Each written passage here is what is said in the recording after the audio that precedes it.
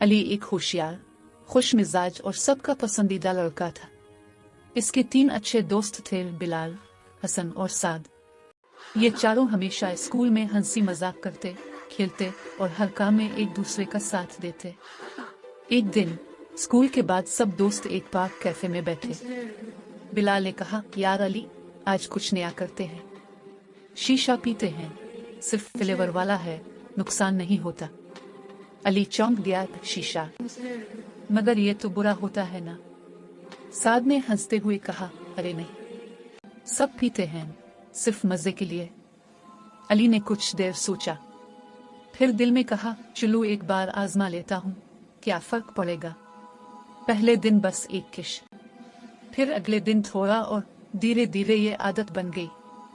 अली का गला दर्द करने लगा, सांस फूलने लगी और पढ़ाई में दिल लगना बंद हो गया।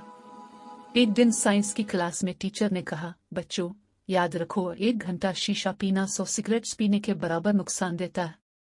ये सुनकर अली के दिल पर जैसे बिजली सी गिरी। इससे याद आया कि वो खुद रोजाना वही कर रहा है जो उसकी सेहत बर्बाद कर रहा है। इसने सोचा, क्या मैं सिर्फ कूल लगने के लिए अपनी जिंदगी खराब कर रहा हूँ। इस रात अली ने फैसला किया। इसने अपने कमरे में रखा शीशा उठाया, देखा और सीधा कूड़ेदान में फेंक दिया। इसके चेहरे पर सुकून और अज़्म था। अगली सुबह अली फिर स्कूल के मैदान में था, मुस्कुराता हुआ, ताज़ा हुआ में सांस लेता हुआ, अपने दोस्तों के साथ क्रिकेट खेलता हुआ। इसके दोस्त भी खुश थे, क्योंकि अली ने उन्हें भी समझा दिया था कि असली कूल वो होता है जो अपनी सेहत का ख्याल रखता है। शीशा कूल नहीं, नुकसानदेह है। सेहतमंद रहो, खुश रहो।